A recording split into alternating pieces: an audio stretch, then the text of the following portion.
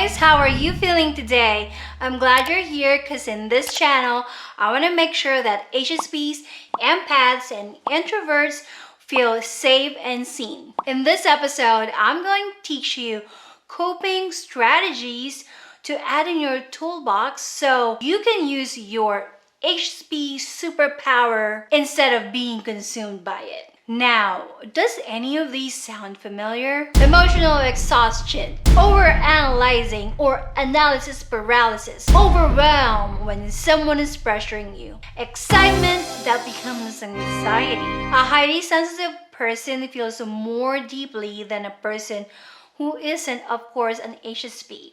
So especially in this time around the world, when there's so much uncertainty, you may be feeling extra overwhelmed or anxious. Be aware of how these disturbances feels in your body. Since you can feel things more deeply, use that superpower to your advantage. These disturbances are felt differently in different parts of the body by different people. There's usual places, for example, you'll feel expectations on your shoulders, fear or anxiety around your tummy or your heart. Some people even feel like they're about to throw up, or they actually do throw up when they're about to do something new or for the first time. Sometimes even the positive emotions like excitement or happiness are uncomfortable for other people.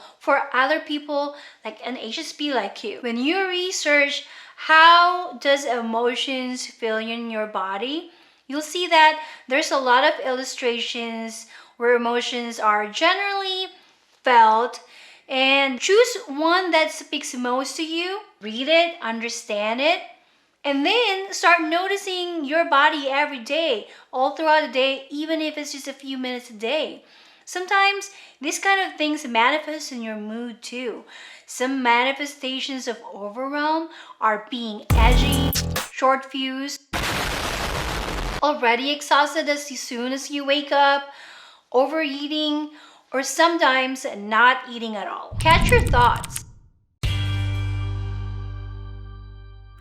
Are you ruminating, or you're using your deep thinking superpowers properly? One of the core traits of an HSP, which I discussed in my previous video, we are deep thinkers. You may be ruminating versus thinking deeply. Thinking deeply and ruminating have a very fine line. Thinking deeply looks something like this. Okay, you thought of an encounter you had recently with a friend and you remembered how it made you feel. You then thought of how wonderful your friend is to you and how grateful you are. You thought of how lucky to have such a friend like her, and then you plan on doing something nice for her because you're just thankful for that kind of friend.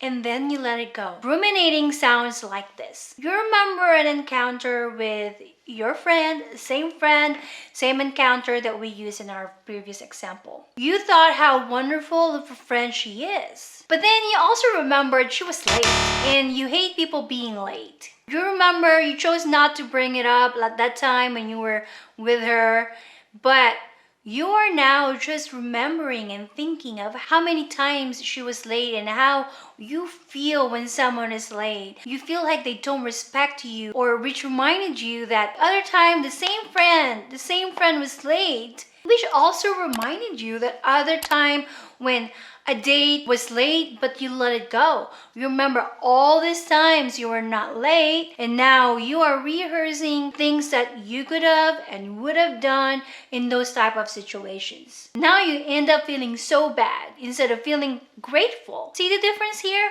Once you catch yourself doing this, it is best to channel that thoughts creatively. Journal your thoughts. Talk to yourself loudly or silently. It can be weird, but right now it's easy to do it because almost everyone is wearing a mask when they're outside. Well, in my next video, I'm going to give you your journaling prompts and how I use journaling to help me manage my overwhelming thoughts and anxiety. Move your body. If you did not grow up exercising like me, it's not easy to start doing it, especially when you're at the thick of being overwhelmed and anxious, now that you're grown up. Back in the Philippines, where I grew up, we only have our physical education class once a week. Once a week, every Friday. That's it. Can you believe that? Monday to Thursday, we were just sitting and learning all day. And I don't know why they did that. Moving your body, like dancing, yoga, or even walking. Choose one that you enjoy. This will greatly help you with your overwhelm, emotional exhaustion, and overanalyzing. All of these things are just energy trapped in your body, and so you need to help your body move so that the energy will move too. By doing some sort of physical activities, you'll be able to process it out faster. I really like doing Kundalini yoga, and now many people know about it, and I must admit, it's not for everybody.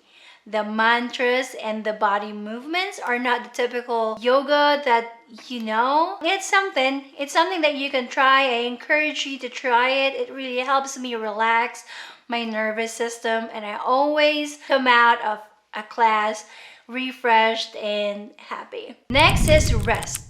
It's okay to rest. Don't feel guilty. Did you hear me? Don't feel guilty when you're resting because you are tired. You may be a parent, you may be an employee, a business owner, and you're tired more than the next person next to you that's not HSP. That's okay. Your nervous system, remember, it gets more stimulated and receives more information than a person who's not an HSP. And again, that's okay. You've heard this before. Meditate.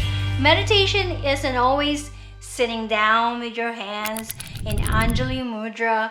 You can meditate by walking, by painting, by immersing yourself in nature or art. You can watch your breath for a few minutes, inhale and exhale. Or like what I do, I take hot showers or hot baths and really feel the water against my skin. So, you can do this exercise with me right now to help you meditate. Find a spot where you can be left alone for 60 seconds. Everybody has 60 seconds.